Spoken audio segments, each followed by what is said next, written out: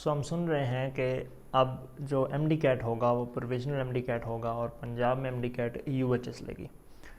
So I am here to talk about the differences between PMC, MD cat of PMC and the MD cat of UHS. Syllabus is same, so syllabus के हवाले से बात नहीं है, बात है test के हवाले से कि टेस्ट किस तरह से कंडक्ट किया जाता है.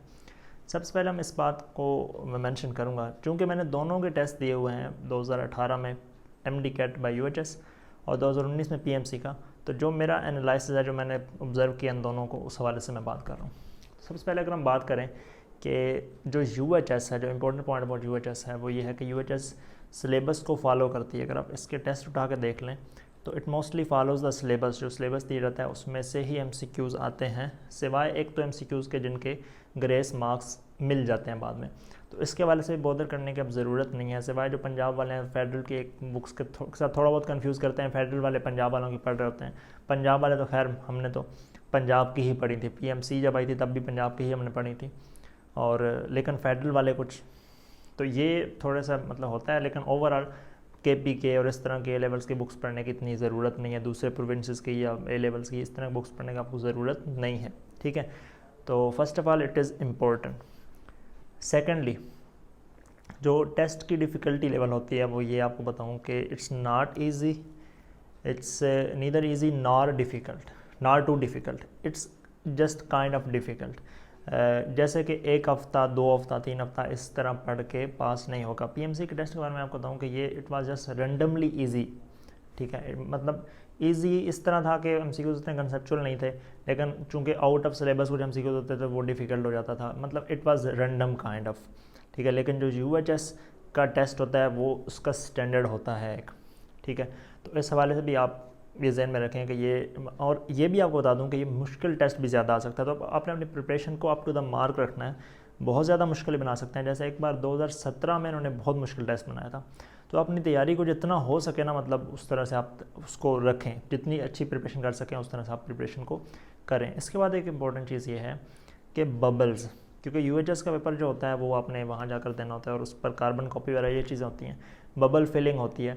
तो इस हवाले से आप खसूसी स्पेशल प्रैक्टिस करें कि आप बबल फिलिंग आपको आती हो. ठीक है, बहुत ज़्यादा टाइम भी नहीं लगाना और बिल्कुल रैंडमली रफली भी बबल्स को फिल नहीं करना. फिर इसके साथ एक चीज़ आ जाती है टाइम मैनेजमेंट की. तो जब बबल्स फिल करने आते हैं तो फिर टाइम मैनेजमेंट का भी साथ में इशू होता है. तो टाइम के हवाले से अपनी प्रैक्टिस करेंगे, टाइम मैनेजमेंट आपको आती हो, साथ में बबल्स फिल करना, फिर सीक्वेंस की मिस्टेक ना हो. इस पर मैं एक अलग वीडियो में डिस्कस करूँगा. सीक्वेंस की मिस्टेक करते हैं बच्चे, बबल से ही फिल नहीं करते और इस तरह की चीज़ें. कोई अच्छी से पेंसिल आप मतलब डिफरेंट बाल पॉइंट्स ट्राई करें, जो आपको अच्छी लगे उसको सिलेक्ट कर लें. मैंने वैसे किया था, 4-5 पेंसिल्स थी मैंने ट्राई की थी, जो मुझे सबसे ज़्यादा अच्छी लगी मैंने उसको ले लिया. और आखिर में the crucial point about the MD cat of UHS is that कि इनका जो इंग्लिश का पोर्शन होता है ना, स्पेसिफिकली इंग्लिश का पोर्शन, वो इनका अच्छा खासा टफ होता है. ठीक है, even I would say it is deciding portion in the MD cat of UHS. ठीक है, तो इंग्लिश की प्रिपरेशन, क्योंकि पीएमसी जो इंग्लिश का पेपर बना रही थी वो इजी होता था. ठीक है, 2019 में जो मैंने दिया वो भी बड़ा इजी सा था. मैंने बहुत अच्छी तैयारी की हुई थी इंग्लिश की, लेकिन पेपर जो था वो बिल्कुल बस खाना पूरी था. ठीक है, तो इंग्लिश का जो पेपर है उस हवाले से आपने बहुत अच्छी तैयारी करनी है. और सेकेंडली फ़िज़िक्स का भी पेपर जो है वो आप उसको अच्छी तरह से प्रिपेयर करें. ठीक है, फ़िज़िक्स पे डिफ़िकल्ट होता है और ख़ास तौर पे जो इंग्लिश है वो डिफ़िकल्ट होता है. तो आप इसको अच्छी तरह से प्रिपेयर करें, बिल्कुल इसको लाइट नहीं लेना आप इंग्लिश पेपर को.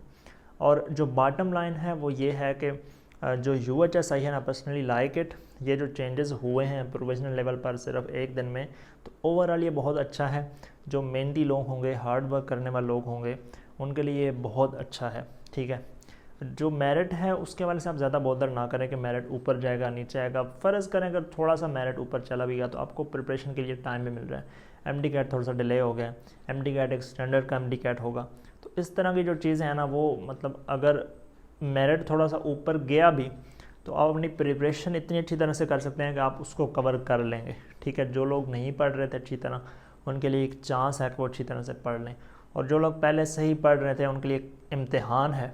ठीक है, टेस्ट बालाए टेस्ट है कि टेस्ट के ऊपर एक टेस्ट है कि अब उन्होंने मज़ीद अच्छी तरह, लोग क्योंकि थके हुए होते हैं, तो आप उन लोगों को सोचें कि जो 2-2, 3-3 साल रिपीट करते हैं और पढ़ते ही रहते हैं. ठीक है, तो एक आध महीना आई नो कि आप लोग थक गए होते हैं, फिर 1-2 महीने ऊपर पड़ जाते हैं, तो ये इट्स काइंड ऑफ मतलब अजीब सिचुएशन होती है।